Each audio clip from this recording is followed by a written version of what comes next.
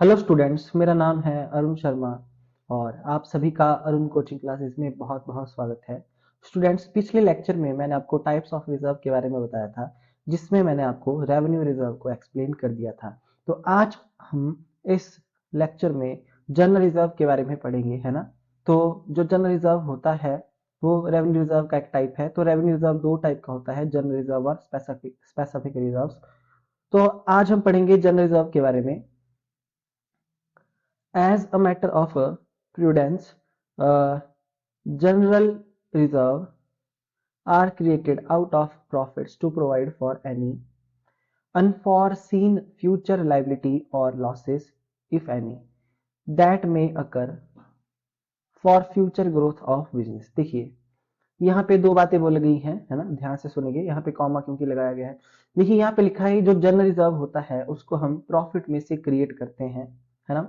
और general reserve को हम क्रिएट करते हैं प्रॉफिट में से किसी अनफॉरसीन फ्यूचर लाइबिलिटी या लॉस के लिए, है ना। मतलब ऐसी लाइबिलिटी, ऐसा लॉस जिसके बारे में हमको पता नहीं है, वो फ्यूचर में हो भी सकती है और नहीं भी हो सकती। या फिर बिजनेस की ग्रोथ के लिए जो है जनरल रिजर्व को बनाया गया है प्रॉफिट में से।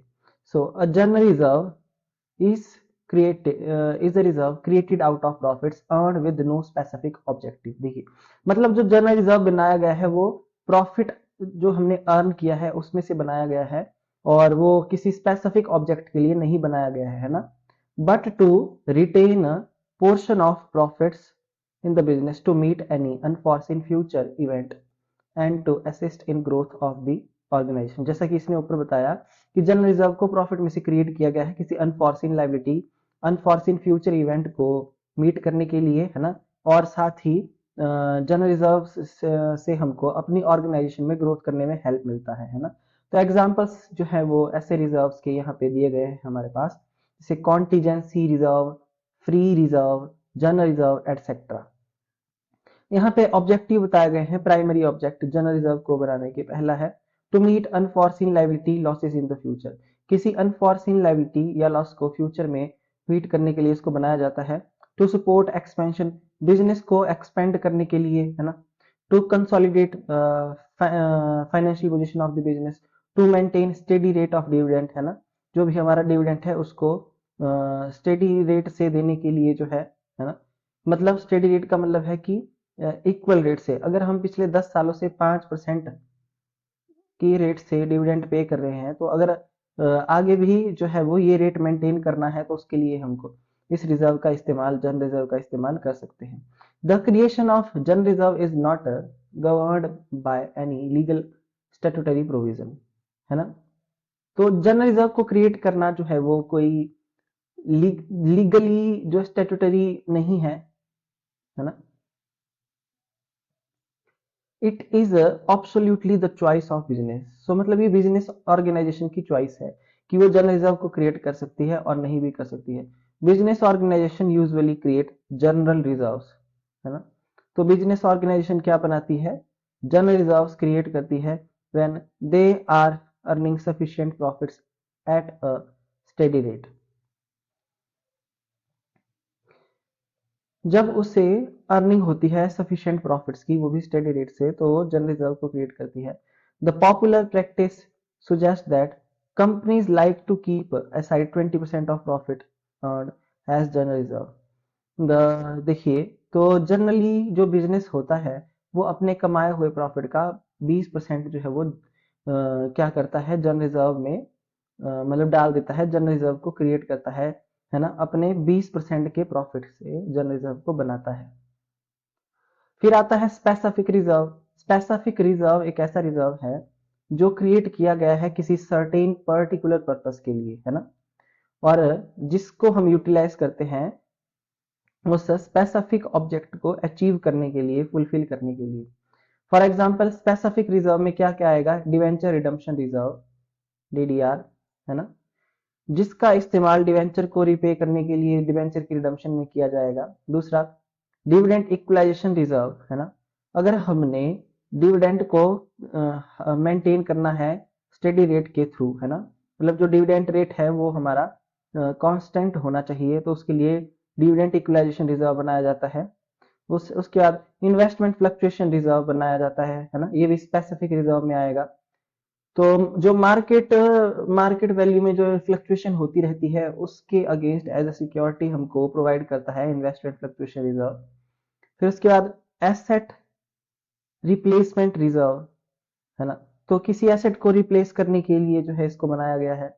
स्टाफ वेलफेयर रिजर्व, तो to provide for welfare expenses toward employ, तो भी हमारे वेलफेयर एक्सपेंसेस हैं एम्प्लॉयज से रिलेटेड, उनके लिए जो है स्टाफ वेलफेयर रिजर्व बनाया गया है। Workman compensation reserve to provide compensation to workers in unforeseen event और एक्सीडेंट। तो सपोज करिए अगर आपकी एक फैक्ट्री है ना, और उस फैक्ट्री में जो है वो एम्प्लॉयज कर रहे हैं वर्क, ठीक है, और कोई एक्सीडेंट हो जाता है या कोई ऐसा इवेंट हो जाता है ना, और उसमें कुछ डैमेज होता है, तो उस डैमेज को फुलफिल करेंगे हम वर्कमैन कंपनसेशन फंड के थ्रू, ठीक है। उसके बाद नेक्स्ट है capital reserve. Capital reserve apart from earning revenue profits from the day-to-day operations of a business, a firm may also earn capital profits as reserve created out of capital profit of business is called capital reserve। देखिए देखिए business क्या करता है, अपने day to day operations से, है ना, profit तो अर्न करता ही है, अर्निंग तो अर्न करता ही है, पर इसके अलावा उसको कैपिटल प्रॉफिट भी अर्न होता है, ठीक है। सो यहाँ पे उसके एग्जाम्पल भी दिए हैं, इसके बारे में आपको बाद में बताऊंगा, पर यहाँ पे लिखा है कि जो रिजर्व हमने क्रिएट किया है कैपिटल प्रॉफिट में से वो है कैपिटल रिजर्व, है ना। Such reserve are generally not available to share holder, देखिए to distribute as a dividend, तो इनका इस्तेमाल जो है वो शेयर होल्डर्स को डिविडेंड डिस्ट्रीब्यूशन के लिए नहीं किया जाता है, ठीक है। Sources of capital profit include the following, तो कैपिटल प्रॉफिट में क्या क्या कौन कौन से सोर्सेज हैं, कहाँ कहाँ से हमको मतलब कैपिटल प्रॉफिट होता है। पहला, profit on sale of fixed asset, अगर हमने किसी फिक्स्ड एसेट को बेचा और फिक्स्ड एसेट को बेचने से हमको प्रॉफिट होता है तो वो कैपिटल प्रॉफिट है। Profit on sale of investment, profit on revaluation of asset and liability, इसके बारे में स्टूडेंट्स आप पढ़ेंगे +2 क्लास में, ठीक है। इन सब चीजों के बारे में आप +2 क्लास में पढ़ेंगे। Premium on issue of shares and debenture, है ना। Profit on reissue of forfeited shares, profit on redemption of debenture, profit on purchase of an existing business, है ना। Profit made prior to incorporation of company, तो company की formation से पहले का जो प्रॉफिट है वो कैपिटल प्रॉफिट माना जाता है, ठीक है। तो मतलब ये जो प्रॉफिट हमको हो रहा है ये बिजनेस की एक्टिविटी से नहीं है ना, मतलब बिजनेस के जो रेगुलरली वर्क है उससे नहीं हो रहा है। आई होप आपको ये बात समझ में आ रही होगी, है ना। ये एक एडिशनल एक्टिविटी है, क्योंकि सपोज करिए अगर मेरा जो वर्क है, मेरा जो बिजनेस है वो गोल्ड का है, सोने का है ना, और सोना बेच करके अगर मैं पैसा कमाता हूँ और मुझे प्रॉफिट होता है, तो वो मेरा जो है वो कैपिटल प्रॉफिट नहीं होगा, वह मैं रेवेन्यू प्रॉफिट माना जाएगा, वो मेरी रेवेन्यू मानी जाएगी, ये मेरा प्रॉफिट है। बट स्टूडेंट्स, ये जो हमारे बिजनेस में जैसे फिक्स्ड एसेट होता है वो मैंने बिजनेस को रन करने के लिए परचेज किया है ना, फर्नीचर जैसे टेबल कुर्सी, अगर मैं उसको बेच देता हूँ और उसको बेचने से मुझे प्रॉफिट होता है तो वो कैपिटल प्रॉफिट माना जाएगा। तो ये सारे के सारे हमारे कैपिटल प्रॉफिट हैं, और इसी में से कैपिटल रिजर्व को जो है वो क्रिएट किया जाता है, और इन सब के बारे में आप पढ़ेंगे क्लास +2 में, है ना। आगे देखिए, तो कैपिटल रिजर्व की क्या क्या एडवांटेजेस है यहाँ पे बताई गई है। Capital reserve keep an organisation financially strong and stable, तो कैपिटल रिजर्व के थ्रू हमारी जो ऑर्गेनाइजेशन होती है वो फाइनेंशियली स्ट्रांग और स्टेबल होती है ना। राइट ऑफ कैपिटल लॉसेस, तो ऐसे रिजर्व जो है वो कैपिटल लॉसेस को राइट ऑफ करने के लिए हेल्पफुल होते हैं। दैट में occur due to loss on sale of fixed asset, है ना, loss on shares and debentures, ठीक है। अगर हमको शेयर और डिवेंचर पे कोई लॉस हो रहा है, हमने किसी फिक्स्ड एसेट को सेल किया, हमको लॉस हो रहा है, तो हम कैपिटल रिजर्व का इस्तेमाल करेंगे उस लॉस को राइट ऑफ करने में। Insurance of bonus shares, capital reserves में provide for the issue of fully paid bonus share,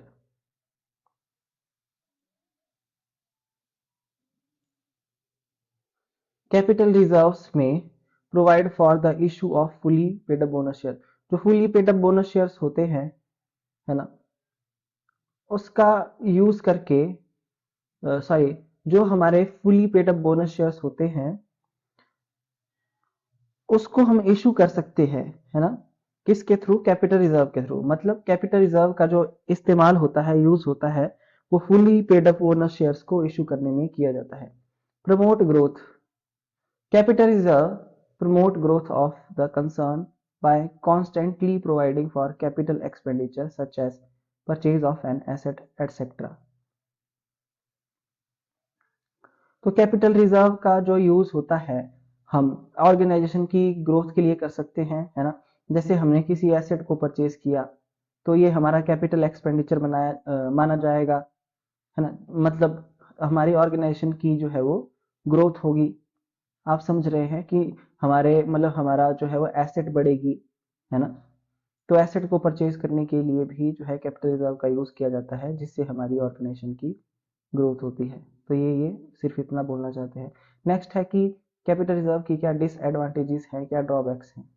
non available for dividend distribution, capital reserve can not be utilised to provide for dividend to be distributed to share holder. Capital reserve can not, capital reserve को हम use नहीं कर सकते हैं किसके लिए? Dividend को distribute करने के लिए शेयर होल्डर को, है ना। तो शेयर होल्डर में डिविडेंड डिस्ट्रीब्यूट होता है, पर डिविडेंड को की डिस्ट्रीब्यूशन के लिए हम कैपिटल रिजर्व का इस्तेमाल नहीं कर सकते हैं। Do not indicate operating efficiency, capital reserve are created out of capital profits, not out of revenue profit. They do not serve as the basis of establishing operating efficiency of an enterprise. तो capital profit को बनाया जाता है, sorry, capital reserve को बनाया जाता है capital profit के थ्रू, है ना। रेवेन्यू प्रॉफिट के थ्रू हम इसको नहीं बनाते हैं, जैसे कि यहाँ पे लिखा गया है कि जो कैपिटल रिजर्व होता है वो रेवेन्यू प्रॉफिट से नहीं बनाया जाता है। तो they do not serve as the basis of establishing operating efficiency of an enterprises. ठीक है, तो हमारी जो एंटरप्राइजेस की जो ऑपरेटिंग एफिशिएंसी है ये उसका बेस नहीं है ना, क्योंकि इसको किससे बनाया जा रहा है? आउट ऑफ कैपिटल प्रॉफिट में से, ना कि रेवेन्यू प्रॉफिट में से। ठीक है, तो मतलब कैपिटल रिजर्व हमारी ऑर्गेनाइजेशन का ऑपरेटिंग एफिशिएंसी का बेस नहीं होता। उसके बाद है do not indicate management efficiency, capital reserve do not indicate management efficiency because they are not created revenue profit. ठीक है, रेवेन्यू प्रॉफिट से इसको नहीं बनाया जाता है, इसलिए ये मैनेजमेंट की एफिशिएंसी को नहीं बताता है, ना ऑपरेटिंग एफिशिएंसी को बताता है। उसके बाद नेक्स्ट टॉपिक है utilisation of capital reserve for dividend distribution. हाँ देखिए, कुछ ऐसे केसेस हो सकते हैं कि जिसमें कैपिटल रिजर्व का जो यूज है वो डिविडेंड की डिस्ट्रीब्यूशन के लिए किया जाए, बट जनरली इसका यूज नहीं किया जाता। जैसे कि यहाँ बताया है as a matter of prudent practice capital reserve are not utilised for dividend distribution. मतलब जनरली इसका यूज हम डिविडेंड डिस्ट्रीब्यूशन के लिए नहीं करते हैं।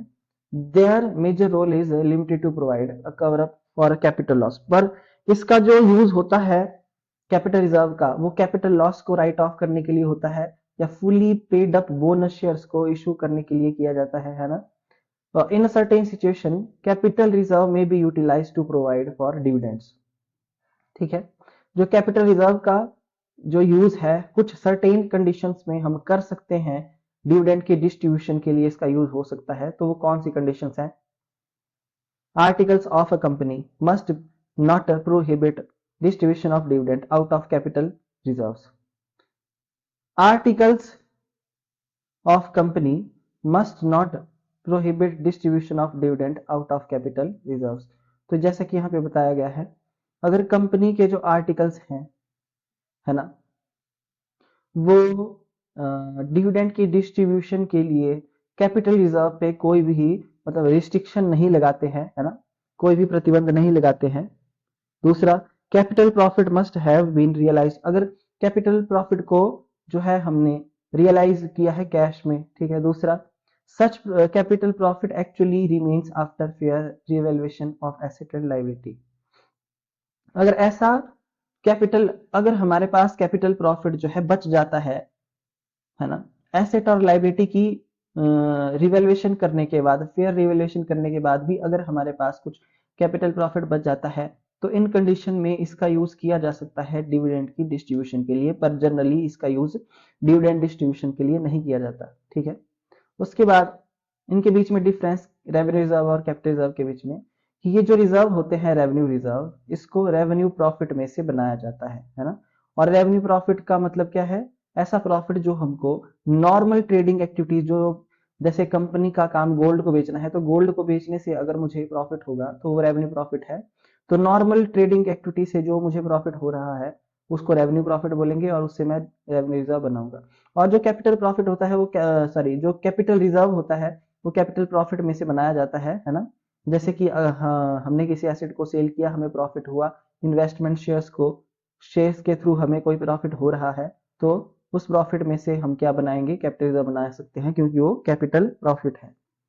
रेवेन्यू रिजर्व का जो यूज होता है किसी भी पर्पस के लिए किया जा सकता है, डिविडेंड की डिस्ट्रीब्यूशन के लिए, है ना, accept in case of specific reserve. ठीक है, दूसरा कैपिटल रिजर्व का जो यूज होता है वो कैपिटल लॉस को कवर करने के लिए या फिर fully paid up bonus share issue करने के लिए किया जाता है।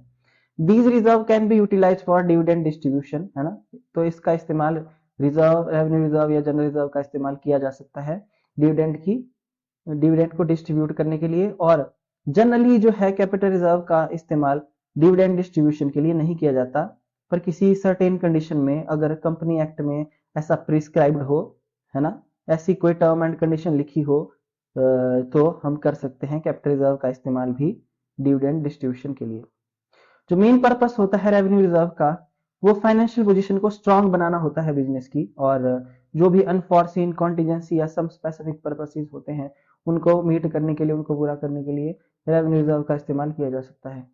और कैपिटल रिजर्व का जो मेन यूज होता है वो किसके लिए किया जाता है, the main purpose of creating capital reserve is to meet the capital losses और it may be used for purpose laid down by the companies act। ठीक है, main purpose of creating capital reserve, main purpose क्या है capital reserve का, जो भी capital loss है उसको राइट ऑफ करना, इसके लिए इसको बनाया गया है ना। और इट में B used for purpose laid down by the, और जो भी कंपनी एक्ट में दिया होगा, है ना, प्रिस्क्राइब्ड होगा कि कैपिटल रिजर्व का इस्तेमाल किसके लिए किया जा सकता है, तो उन पर्पसेस के लिए हम कैपिटल रिजर्व को यूज कर सकते हैं। फिर उसके बाद है सीक्रेट रिजर्व।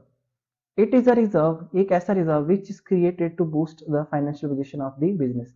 तो बिजनेस की जो फाइनेंशियल पोजीशन होती है उसको बूस्ट करने के लिए हम क्या बनाते हैं, हम क्या करते हैं, एक सीक्रेट रिजर्व को बनाते हैं, है ना, जिसको हम बैलेंस शीट में डिस्क्लोज नहीं करते हैं। ठीक है, without disclosing in the balance sheet, मतलब उसकी जानकारी किसी को भी नहीं होगी। सीक्रेट रिजर्व को हम बोलते हैं हिडन और इंटरनल रिजर्व भी, है ना। So it is created by showing the figure of net profit less than actual और charging higher depreciation than required. It is created by showing the figure. तो इसको कैसे क्रिएट किया जाएगा, जो भी हमारा नेट प्रॉफिट होगा, है ना, लेस देन और actual charging higher depreciation than, जितनी हमको रिक्वायर्ड होगी, है ना, उससे कम। तो मतलब ये बनाया तो प्रॉफिट में से ही जाएगा, पर इसकी जानकारी किसी को भी नहीं होगी, इसलिए इसको सीक्रेट रिजर्व कहा गया है। It may also help to reduce the disclosed profit. It may also help to reduce the disclosed profit and also the tax liability. ठीक है, मतलब देखिए प्रॉफिट का ऐसा पार्ट हमने मतलब कट कर दिया और उसको अपने पास रखा जिसके बारे में किसी को पता नहीं है, तो उससे हमने सीक्रेट रिजर्व को बना दिया। तो अब हम जो प्रॉफिट डिस्क्लोज करेंगे वो तो कम होगा, जिससे हमारी टैक्स लायबिलिटी भी रिड्यूस हो जाएगी। आई होप आपको समझ आ रही होगी ये बात, है ना। तो secret reserve can B merged with profit during the lean period, है ना, to show improved profits.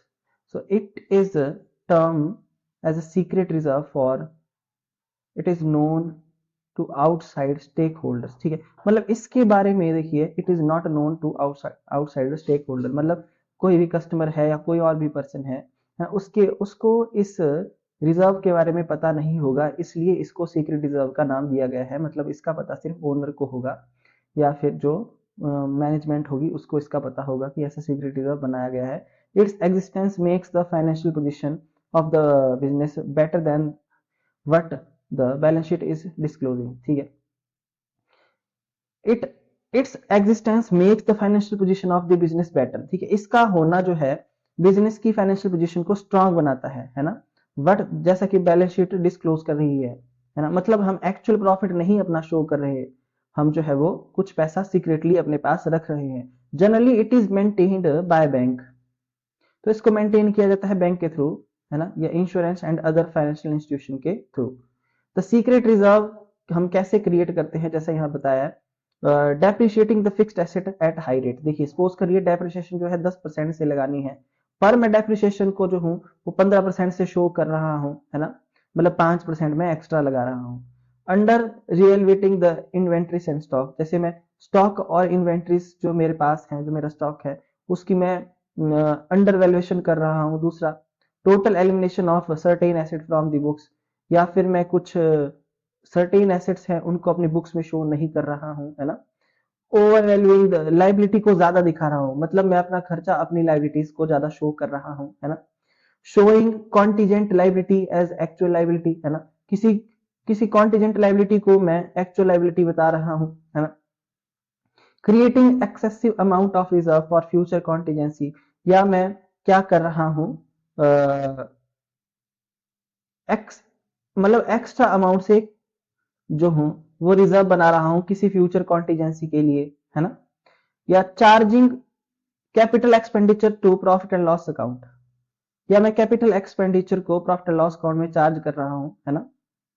फिर इग्नोरिंग एक्रूड इनकम और treating income as a liability, या मैं एक्रूड इनकम को इग्नोर कर रहा हूं, या मैं इनकम को एज अ लाइबिलिटी बता रहा हूं, जैसे इनकम रिसीव्ड इन एडवांस, है ना, इनकम रिसीव्ड इन एडवांस, ऐसे कि जो ये मेरी इस ईयर की इनकम नहीं है, मेरे नेक्स्ट ईयर की इनकम है, ऐसा कुछ करके, है ना। तो इसके थ्रू मैं क्या बना दूंगा, सीक्रेट रिजर्व को क्रिएट कर दूंगा, है ना। फिर उसके बाद आती है एडवांटेजेस क्या है, सीक्रेट रिजर्व को बनाया गया है तो उससे हमको क्या फायदा होगा। सीक्रेट रिजर्व को बनाने से कंपनी की फाइनेंशियल पोजीशन और ज्यादा स्ट्रांग हो जाएगी। Secret reserve gives the sense of financial stability to the share holders, है ना, and creditors by equalising the rate of dividend. It helps in eliminating unhealthy competition by not showing to, देखिए जो हमारा true net profit होगा वो तो हम competitors को, ट्रेड कंपिटेटर्स को शो नहीं करेंगे, है ना। तो जो भी हमारा अनहेल्दी कंपटीशन है उसको इसके थ्रू एलिमिनेट किया जा सकता है। It provides additional working capital, है ना, तो इससे हमारे बिजनेस को, हमारे जो बिजनेस को एडिशनल वर्किंग कैपिटल प्रोवाइड होती है, जिससे हमारी बिजनेस की फाइनेंशियल कंडीशन जो है वो इंप्रूव होती है। It can be use to meet the future financial crisis without disclosing this fact to outside parties and share holders. कोई भी आपका फाइनेंशियल क्राइसिस होता है फ्यूचर में, तो उसको मीट करने के लिए हम इसका इस्तेमाल कर सकते हैं, है ना, बिना किसी बाहर वाली पार्टी को बताए बिना, है ना। फिर secret reserve increases the confidence of the public in the company. So इसका हमको ये फायदा है सीक्रेट रिजर्व का। उसके बाद इसके डिसएडवांटेजेस यहाँ पे दिए गए हैं, देखिए। The existence of secret reserve is known to management only and not to the real owners of stakeholders। जो the existence of a secret reserve is known to management only, देखिए जो आपका सीक्रेट रिजर्व की जो existence है, secret reserve हमने बनाया है, उसका पता सिर्फ मैनेजमेंट को ही होगा। जो हमारे ओनर होते हैं, यहाँ पे लिखा गया है जो हमारे शेयर होल्डर्स होते हैं, है ना, कंपनी के, उनको इसके बारे में कोई भी जानकारी नहीं होगी कि कोई सीक्रेट रिजर्व बनाया भी गया है। तो balance sheet can not show the true और फेयर पोजीशन, तो जिससे हमारी बैलेंस शीट जो है वो ट्रू और फेयर फाइनेंशियल पोजीशन को शो नहीं करेगी। दूसरा, secret reserve makes the information of financial statements false and inaccurate. So in this situation it will be difficult to borrow the loan। देखिए यहाँ पे क्या बोला गया है, जो सीक्रेट रिजर्व होता है, सीक्रेट रिजर्व से क्या होता है, secret reserve makes the information of financial statements false and inaccurate.